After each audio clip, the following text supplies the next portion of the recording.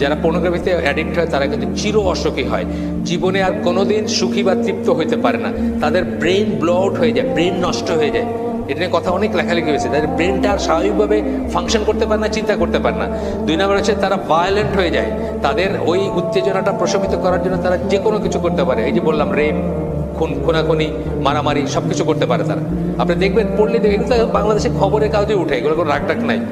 Family ভেঙে যায়, বিয়ে। পর্নোগ্রাফিতে আপনার 5 মিনিটের একটা ইসের ভিতর যত কিছু এই সমস্ত জিনিসগুলো বাস্তব জীবনে কোনোদিন হয় না। বাস্তবে বউ এইভাবে বিহেভ করে না, একটা পর্নোস্টার যেভাবে বিহেভ করে এইভাবে করে না। সো আপনি বিয়ের সাথে সাথেই আপনার মনে দূর এটা কি করলাম, মানে বিয়েতে আপনি আপনার পর্নোগ্রাফি থেকে যে ইমাজিনেশন আসছে, জীবনে দেখলেন যে এটা তো কোনো ব্যাপার না। বাস্তবে একটা যদি আমাদের স্বাভাবিক মুসলিম বিয়ে হয়, যারা একে অপরের সাথে মেলামেশা করে নাই আগে, কেউ কাউকে চিনে না, অ্যারেঞ্জ ম্যারেজ ফ্যামিলির থ্রুতে বিয়ে হয়েছে, তাদের 1 মাস 2 মাস 6 মাস লাগতে পারে অ্যাডজাস্ট করতে। অথচ আপনি পর্নোগ্রাফিতে কি দেখতেছেন, 6 মিনিটের ভিতরে জীবনের সব স্বাদ নেওয়া শেষ, তাই না? তা আপনার কাছে তখন হাইসেন না, কথা সত্যি না?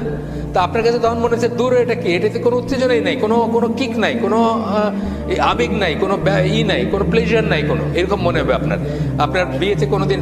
এরপরে পর্নোগ্রাফি থেকে আরেকটা যে হচ্ছে, আমাদের সমাজের ভিতরে এখন ইনসেস্ট শুরু হয়েছে। কিন্তু ইনসেস্ট, বাবা মেয়ে, ছেলে ভাই বোন, এই ধরনের দেখবেন পেপারে আসে, ইসে আসে, অনেক ঘটনা আসে।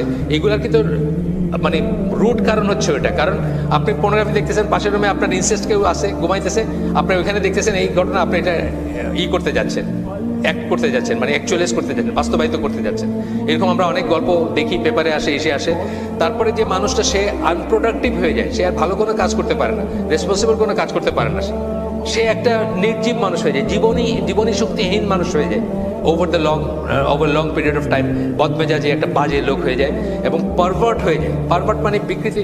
এই পর্নোগ্রাফির ব্যাপারটাই এমন যে আপনার কালকে যেটা দেখছেন আজকে আর সেটাতে ধরবে না। এটা একটা নেশার মতো ব্যাপার, মানে কালকে আপনি একটা সিগারেট খেয়ে হয়তো আজকে 2টা, তারপর 3টা, তারপর 10টা, তারপর 2 প্যাকেট, বুঝছেন না?